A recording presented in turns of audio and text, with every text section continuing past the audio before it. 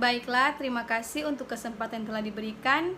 Kami dari kelompok 5 akan mempresentasikan hasil diskusi kami dalam bentuk video ini dengan materi yang pertama yaitu perencanaan pembangunan ekonomi dengan submateri yaitu pengertian dan konsep perencanaan pembangunan ekonomi, dokumen perencanaan pembangunan di Indonesia, perbedaan dan persamaan perencanaan pembangunan, prosedur perencanaan dan implementasinya di Indonesia.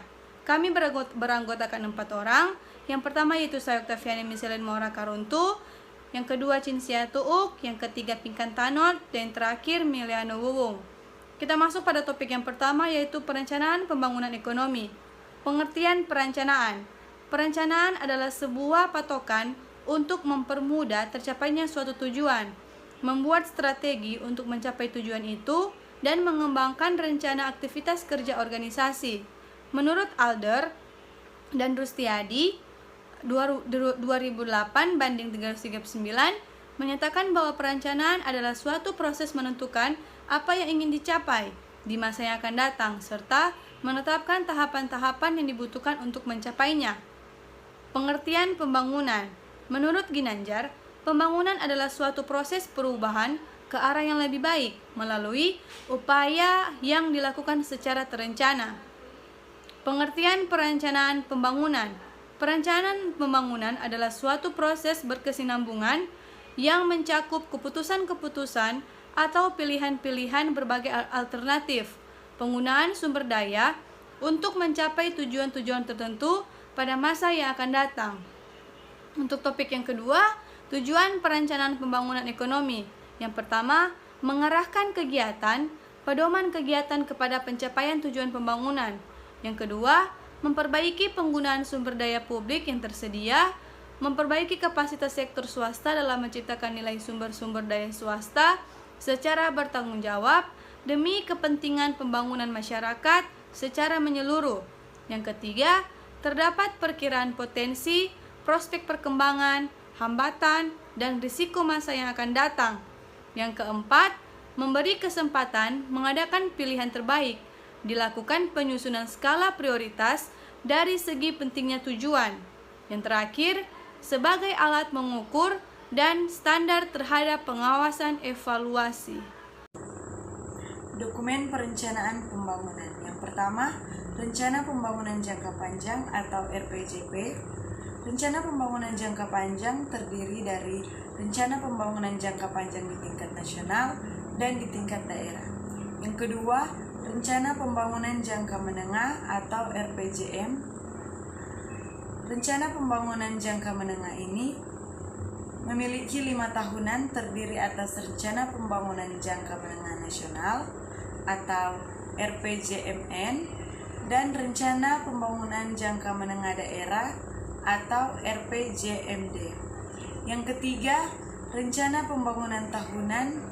Rencana Pembangunan Tahunan disebut sebagai Rencana Kerja Pemerintah atau RKP.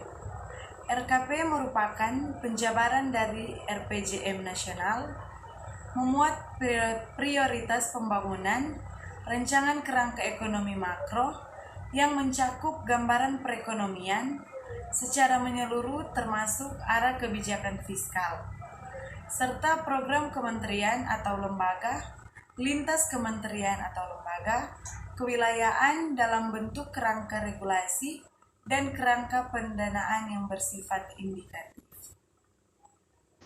Perbedaan dan persamaan perencanaan pembangunan. Yang pertama, perbedaan. Pada perencanaan, lebih berfokus untuk lebih menentukan sesuatu yang ingin dicapai, sehingga diperlukan tahapan untuk mencapai suatu tujuan yang diinginkan.